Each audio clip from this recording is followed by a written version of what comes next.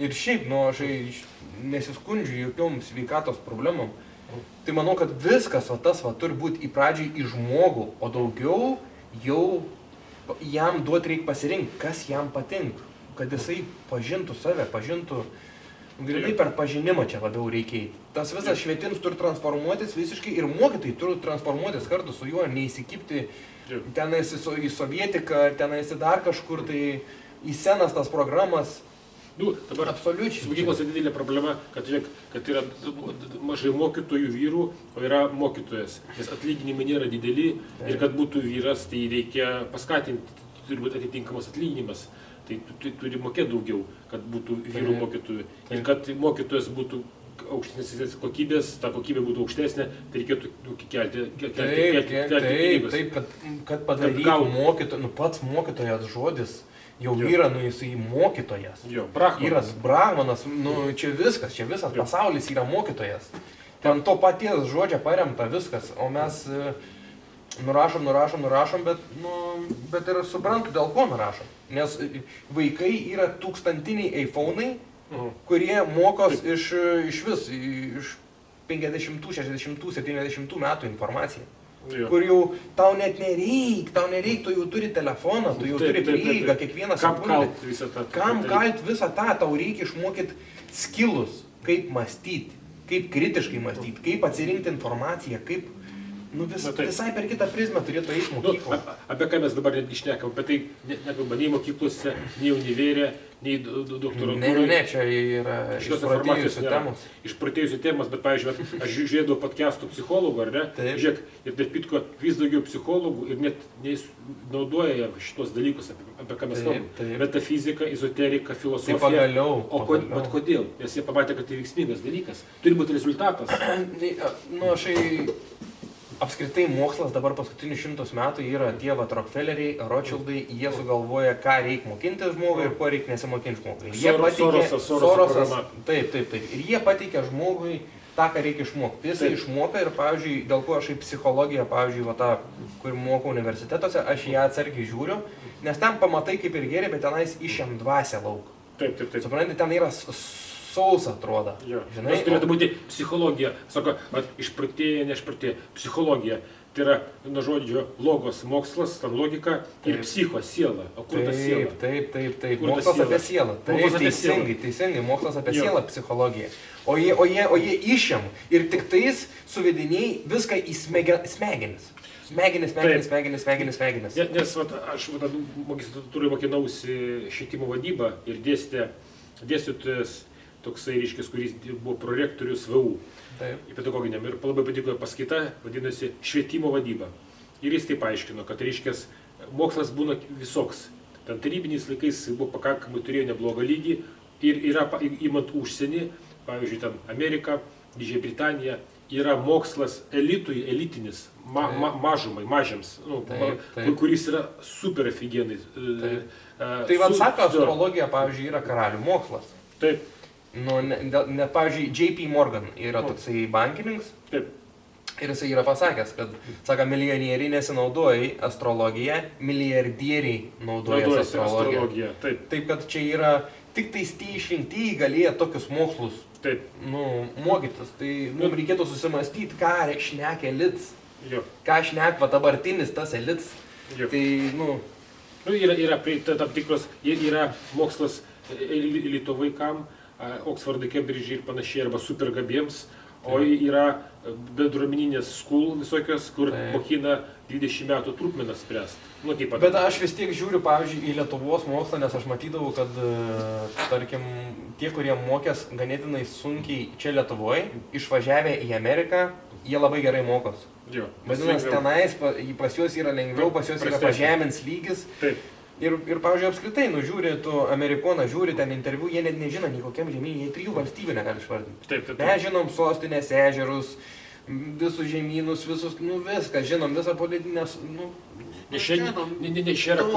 Čia būna kokia nors community school ar panašiai, bet yra tos Oksfordai, Kembridžiai, kur jau tas aukštas lygis. Arba, pavyzdžiui, yra Britanijoje, yra elitas siunčiamas, pavyzdžiui, iki šiol yra, kad yra koledžai arba mokyklos aukštosios, elito vaikam ir, pavyzdžiui, berniukai gyvena skirai, nei mergaitės. Kaip ir filmuose. Ir ten negi gali būti ir kūno bausmė vos ne, kaip senoviškai viskas padaryta. Ir tai yra efektyvu, nes turi būti griežtumas, disciplina, tvarka, o ne kad, žinai, bet nežinau, ar dabar jau su Bizūnu dabartiniam vaikam ir dabartiniam sielom ateinančiom čia į šitą gyvenimą jau tu kažką ten gali padaryti, labiau tik tai padaryti žalos ir sutraumuoti, nes aš manau, kad su vaiko tu juk protingesnis esi, tu juk gali pamanipuliuoti, susitarti, pasižiūrėti. Visų pirma, dar kam reikalingi tie visi human designai ir visas astrologijas, kad tu pamatytum, su kokiais parametrais ateintas tavo vaiks. Kad tu galėtum prisitaikyti, bet kadangi žmonės nenori domėtis, jie nenori žiūrėti. Rasti raktą. Žinai, jiem lengviau su Bizūnu ir pradėti šaukti. Žinai, vietoj to, kad pasižiūrėtų, taigi, tai va dėl ko jisai hiperaktyvus, žinai. O tada, o vaiks hiperaktyvus, tada jam dar ant viršus kokį cukrų duoda, ne? Dar labiau užpratėjai, o tada nuėt pas psichologą ir tada jam duoda raminamų.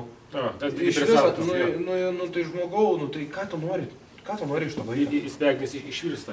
Ir išvirstos smegenys, taip. Dažnai yra toks stereotipas, pavyzdžiui, nors jeigu elitas kokiai Didžioji Britanijoje ir jie kad tik tai važinėja su Porsche'ais ir tipo osto kokainą, o pasirodo, kad pakankamai griežtai, žinai, juos. Ir mesgi stebėdomės, pavyzdžiui, kokie nors milijonieriaus vaikai, jis jiems duoda nueiti padirbti McDonald'ą, nueina kažkokį ten, kad eik užsidirbti. Aš manau, kad žinok, visur visokių yra, čia kaip ir galim prie to paties prieiti, kad ir tautų, ne? Žmonės dabar yra linkę nekęsti įvairių tautų, dėl kažko, tai dėl jų tikėjimų, dėl įvairių priežasčių, ne? Bet aš manau, kad visuose tautuose yra ir gerų žmonių, ir nelabai gerų žmonių. Ir kaip tu žiūrėsi, tu lietuvis, tu ten rusas, tu ten anglas, tu ten amerikonas, negali visko surašyti ir generalizuoti ant vieną, žinai, kad tokia tauta yra blogietė. Ne, visur visokių yra žmonių. Bet taip yra daroma, bet aš sutiku, kad skirtingi žmonės yra. Taip. Ir mes dažnai tokie, žinai, jeigu mes nesuprantam, tai tada jisai ten kažkoks tai ten. Aš tavęs nesuprantu, tai tu durnius esi. Tai tu mane patingi, kažkoks tai lipam iš to vaikų darželį tikrai. Reikia ir patys, ir mokytis. Patiems reikia daug mokytis, daug dirbti su savim ypač. O žiūrėk, dar prie tatuiruočių grįžti pas tave, yra tatuiruotės kažkokias? Taip, yra. Bet jos turi reikšmės. Turi. Aišku, gerai. Turi. Gerai. Nes taip gavo su tatuiruotė mano pats geriausias draugs. Brolis mano Arnas ir jisai daro tatuiruotės ir jisai mokinosi ant manęs tatuiruotės, jo pirmas tatuiruotės buvo ant manęs, aš jam buvau kaip juodraštis ir tiesiog aš žinojau, ko aš noriu, aš žinojau, kokiu aš noriu priminimų, apie ką aš, nes aš jau žinojau simboliką, aš jau pažinojau iluminačius visokius, ten visą tą simboliką. Ir aš žinau, ką ženklai reiškia ir aš tiesiog... Pasižymės kažką tai domėjai ir žiūrėjai, kokios būna tatuiruotės ar dar kažkas tokius dalykus, ar nelabai? Tiesiog aš žinau ant krepšininkų, kokias tatuiruotės turi ir panašiai. Bet daug kas su satanizmais labai susiję ir panašiai ir aš tai ne. Aš su joga, su om, su Egiptu pas mane daug yra. Visą sąmonės akis ir panašiai. Čia turiu išsitatuiravęs tokią kaip priminimą, kad nepakeisi pasaulį, jeigu nepasikeisi pats. Žinai, tiesiog toksai man buvo, kai iš Vokietijos išvažiavau, toks būdavo priminims. Čia buvo naudingas dalykas, kaip kelionė piligriminė visiems metam. Taip. Naudingas buvo dalykas, labai džiaugiuosi, kad tą padariau, labai transformavau ir pradėta mano. Nes aš, žinai, turėjau daug labai žinių. Ir jau žinojau, kad man jau reikia pradėti jau rimtai medituoti, bet dar vis nesugebu. Ir reikia jau pradėti maistą atsisakyti tam tikrą, bet dar vis nesugebu. Ir čia buvo tas taškas, nuo kurio viskas. Kad ten jau negalima čitinti, jau visą teoriją reikia į praktiką jau paversti. Ir dabar jau viskas. Aš dabar iš teorijos išeinu jau į praktiką. Ir aišku, sunku buvo tas, kai nuvažiuoji į tą šalis. Sunku, tu neturi savo vietos, neturi savo kambarę, mėgė. Aš pradžioje mėgau lovai, aišku, aš turėjau ten persirengimą kambarį mėgodavau. Pamėgojau ten gal 2 mėnesius, sugalvojau, kad o davai, jeigu aš jau čia esu, jau taip užsidaręs, tai davai aš ant žemės. Tai aš po to visą laiką, ten 9 mėnesius, ar 8 mėnesius tiesiog ant žemės, ant jogos kilimėlė, kietai ir be pagalbės, be nieko. Nu sugalvojau tiesiog, taip, jeigu varyti iki galo. Bet grindys nebuvo šaltos, kad įstus ar kažką ten tipo per... Kažkaip aš net negalvodavau, nei apie tos inkstus, nei apie ligas aš iš vis negalvoju ir net neleidžiu savo galvoti. Jeigu aš pajuntu, kad į mane kažkas jau kesinas, varau aš į eketę, išsimaudau viskas. Ir viskas. Arba badauju. Ai, va, labai gerai. Badauju. Apie badavimą būtų įdomu pakalbėti. Tiesiog aš esu 4 dienas beveik, 90 valandų realiai esu išbuvęs. Nieko sau. Bet čia dar mažokai, aš dar norėčiau 5 dienas, žinai, pabūti. Be maisto, tik tai vanduo. Be maisto, tik tai vanduo. Ir sustata, prasideda organizme procesai. Tas, kas atsistata.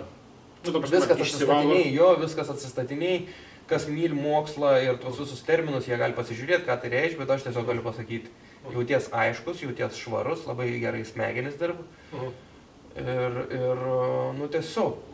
Skaidrus esi, jo, labai gerai pasakyti, skaidrus esi, tikrai. Nu jo, va, tai... Ir viskas, ir ant vandeniuką, aš sakau, aš geriu distiliuotą vandenį.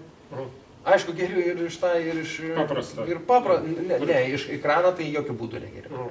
Bet geriu, nu ten Neptūną, žinai, nu tai vis tiek mašinai važiuoji kažkur, tai tenais Neptūną pasiimti. Nu atsigeriu ir ten ir sulčių, ir nėra, pas mane buvo vienu momentu labai griežtai, bet dabar ganėtinai yra... Nesiparinu, žinai. Bet Neptūnas tas negazuotas ar gazuotas? Negazuotas. Nu jo. Nu, boržomė irgi atsigeriu. Pas tetę dažnai būna, žinai... O kaip, pavyzdžiui, sakasi, kad be mėsos, sakai, mėsos nevalgai. Ne, mėsos ne. Ir nėra tipo noro, va, tada... Nu, ne, va, irgi, va, nesuprantu, aš dabar suprantu, kad mano kūnas tiesiog yra toks dėkings, jisai turi pakankamai energijos. Aš generatorius esu pagal human designą ir generatoriai patys, jie gaminas energiją.